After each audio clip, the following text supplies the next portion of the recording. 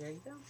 Hi, my name is Sue Smalling, and I'm a practicing school psychologist currently assigned to a junior high school.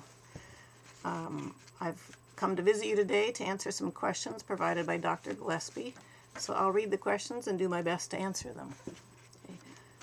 First question, in the K-12 system, what students are referred to the school psychologist?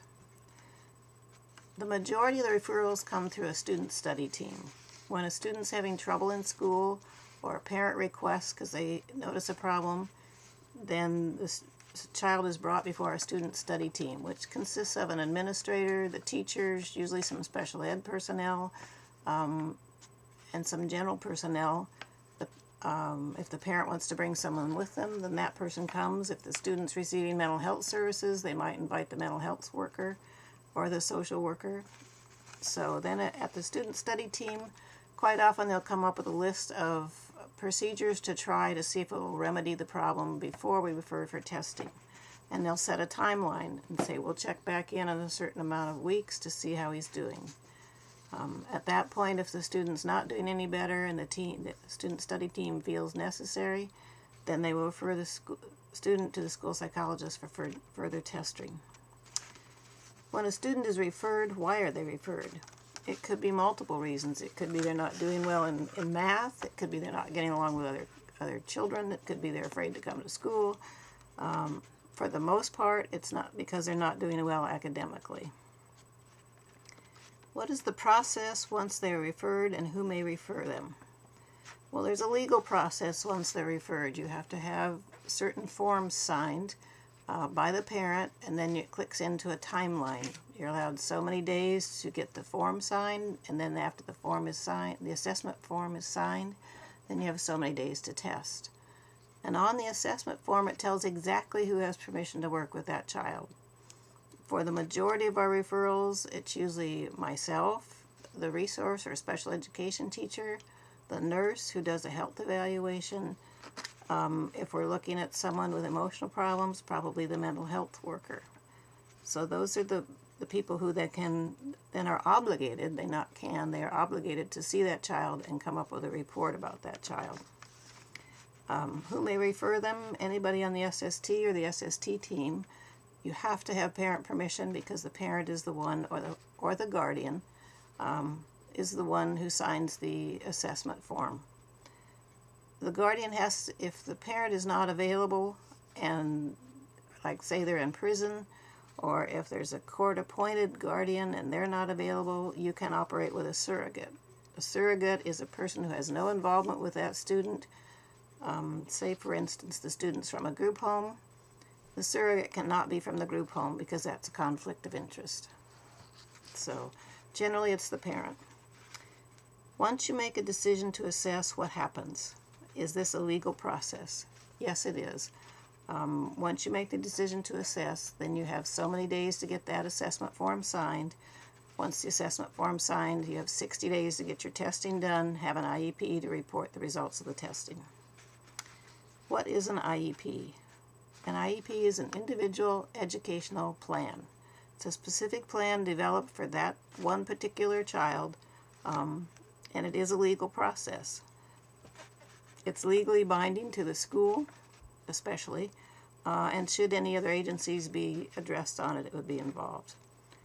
Who is involved in the IEP? Anyone who assessed the child, the parent or the guardian or the person who has educational rights for that child, and anyone else who's going to be involved with that child. You're welcome to invite other people, of course, with the parent's permission. What is also on the IEP, once you have an IEP established for a child, it means that you've declared that they have a special education need. Then you're clicked into a legal process where every year you have to redo that IEP, make new goals, let the parent or the guardian know if they have achieved their goals, and go from there and see if they still qualify. So it is a legal process, and then every 3 years you have to redo all the testing to see if there's any changes to make sure that student still qualifies for the services. Because it's a financial obligation also for the school, a very large financial obligation. What is a 504 policy and how is it different from an IEP, and is it a legal document? A 504 policy is like a mini IEP, but it does not have all of the same legal standards with it. It's the wrong word, but that's close. A 504 means that the student has some sort of a handicapping condition that's affecting their way of life, whether it's learning, walking, breathing, it could be a health problem. Lots of times it is a health problem. It's something that's handicapping their function. It's different from an IEP because you don't write goals, you're not legally obligated to follow up to see if they met goals, and it does not protect the student from discipline actions quite the same as an IEP does. An IEP builds in a safety factor, so if the student gets in trouble, you have to have an IEP meeting and then a manifestation meeting before you can expel them, to say that you were providing the right services or that their handicap was part of the reason they did whatever the misbehavior was. So the 504 has some legal background to it, and it does provide accommodations for the student, like you can allow more time, you can ask teachers to sit them at the front of the room, you can ask someone to take notes for them, but it's not the same as an IEP. It's not as involved as an IEP. It is a legal document. What assessments do you use? In order for us, I'm going to go a little out of line here, but in order for a student to qualify for an IEP, they have to be accepted into special education. And the way we do that is we have a variety of tests, and depending on the student's ethnicity, their age, their disability, what their possible disability is, that determines what tests we use. Let me show you an example. We're looking for the most part, we're looking on how a student learns and what part of learning is giving them trouble. So here's a really simple one. On this one, this is called the Berry Botanica Developmental Test of Visual Motor Integration. All they have to do is copy the shape in the box underneath. This starts very easy. There's some easier ones yet because we use them for kids anywhere from 4 years up to high school. But then they get harder. They get a lot harder. And they are norms. So that means that they're given to thousands of children of all different ethnicities, males, females, all ages, and then they figure out what should be typical for kids of that age. If you're a 12-year-old and you can't draw these shapes, then something's not working with your visual motor integration, and it may give you trouble in school. Okay, so then we would follow up to find out why. And many of you have heard of the Wechsler Intelligence Scale, the famous block design. This is a block design thing, and the students are given some blocks, and they have to make their design look like the picture. And they get progressively harder. I'll show you a couple of them here. Okay, and it's all norms, so that a student of 12 should be able to do certain things in a certain amount of time. If they can't, it's just one clue to you that there may be something else going on. There's another test that's used a lot called the Kaufman test, the KABC. And this one, it happens to be a memory item. They're shown a picture that's given a name. This is Nidu. Can you point to Nidu? It's progressive, so that before this they've learned several other names, and then you ask them for the other names. So they've got to remember only this name plus the other ones. It's a memory thing. Each thing that we do tests a different kind of learning and skill. This one is a spatial skills. How many blocks in this pile? Oops, upside down. How many blocks in this pile of blocks? And each one looks just like this.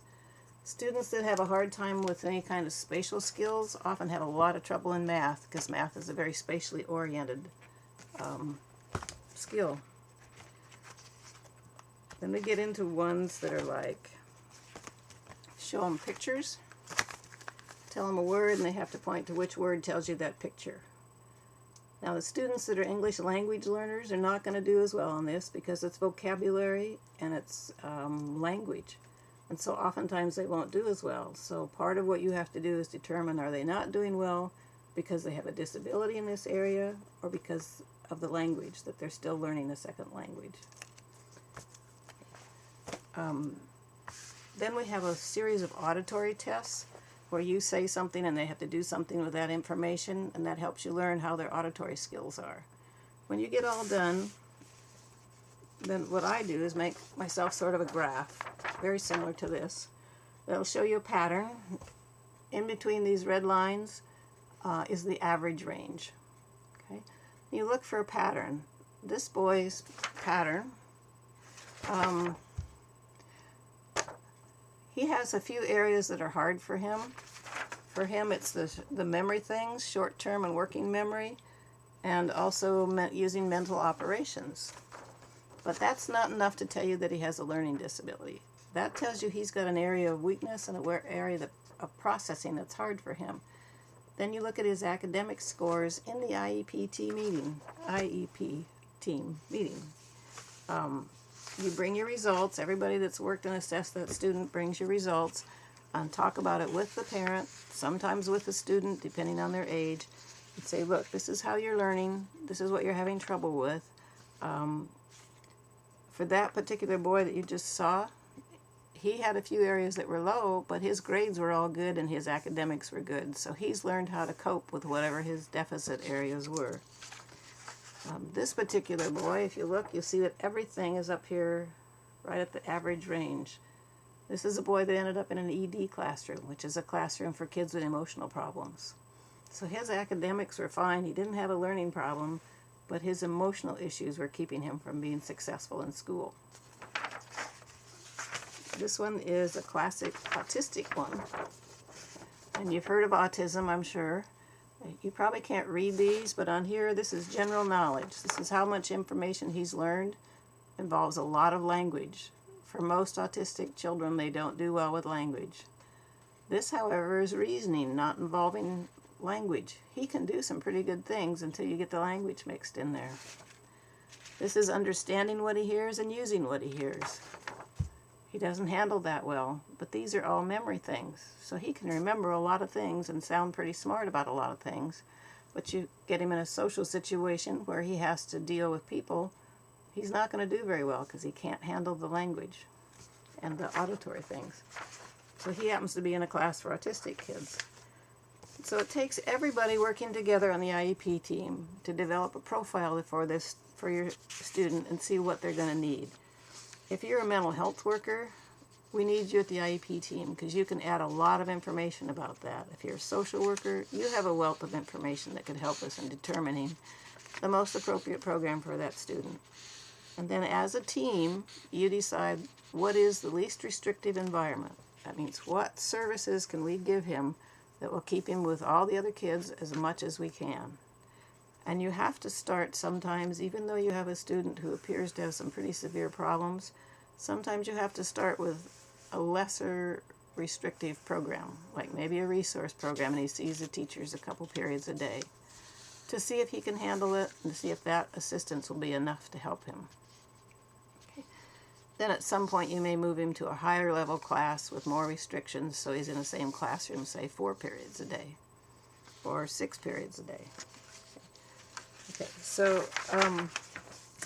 for each, let me look at my questions here just a second, I lost my thought.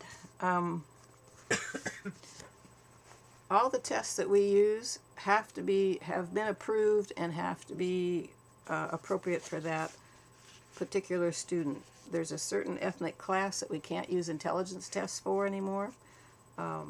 Hopefully someday that will change, but you have to be aware of that, and it's become very legal.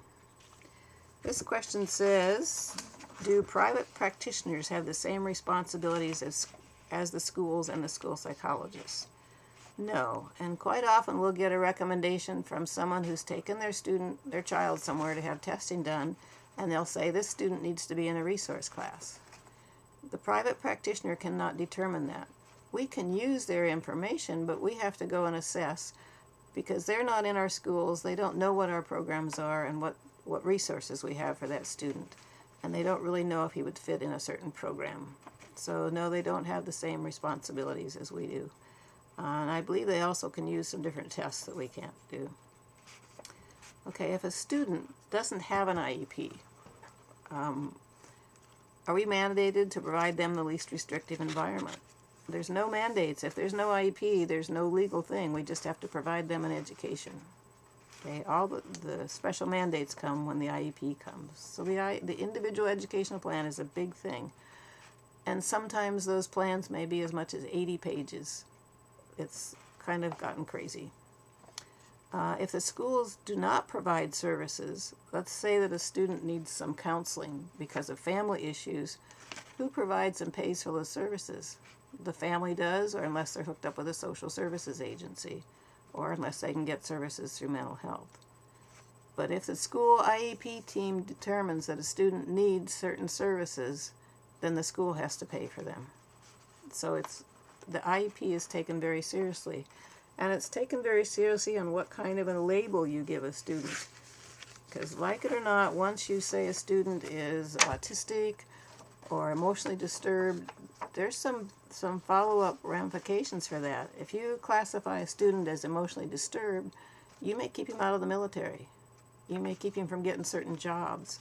So that's a heavy-duty label, and you want to be very careful that you think about it. Okay. What makes K-18, kindergarten through 18-year-olds, eligible for services? Well, there's a variety of categories, and each one has its own criteria. For an emotionally disturbed kids, it's a 2-page criteria. It looks like this, and it lists the areas, like an inability to learn, which can't be explained by intellectual, sensory, or health conditions. An inability to maintain satisfactory interpersonal relationships, can't get along with his friends or teachers. Inappropriate types of behaviors. There's very specific things that he has to show in order to qualify. And then if he shows those, it has to have been over a long period of time, to a marked degree, and affecting his educational performance. And then there's degrees of programs again. So he could just get support services once a week, or he could go to a class for 2 periods a day, or a class all the time. And then if he still doesn't make it in that class, we can move him to another kind of class. And it's pretty much the same way with everything else. We have emotionally disturbed. We have intellectual disability, which has its own little criteria sheet also. That's the old mentally retarded, educationally retarded category that now is called intellectual disability. We have autistic. We have specific learning disability, and that would be one of the kids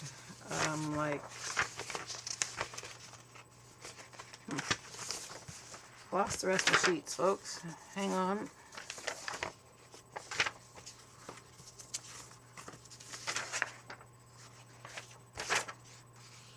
Okay, well, this one's not a real good example, but basically this student has enough of a memory issue that if he was doing poorly in school and getting bad grades, he would qualify as a learning disabled student. He has average ability, he's got a big difference between his ability and his achievement, and he's got an area of processing deficit. So learning disability, and then there is other health impaired. If someone has a health impairment that's making school hard for them, they may qualify for services if they meet other criteria. One of the biggest ones we're dealing with now is students with attention deficit disorders. A lot of students have attention deficit disorders. Some of them handicap their learning and some of them don't. And so often we'll get a parent come in and say, I want my student to have an IEP because he's got ADHD. Well, it doesn't happen that way. We have to show first that it's really affecting his learning, and that that's the reason, because of the ADHD, and it's ADHD, and it's not something else. So yes, there are very specific criteria for all different kinds of classifications. I brought you most of them here, but there are some others. So Linda, Dr. Gillespie, are there any other things I've neglected here? No, and if any of you have any questions after you've heard this, feel free to email to me or somehow call me, and I will get the answers for you if I don't have them and you haven't found them before now. So, thanks for listening, and we really thank Mrs. Smalling for taking her time to talk to you.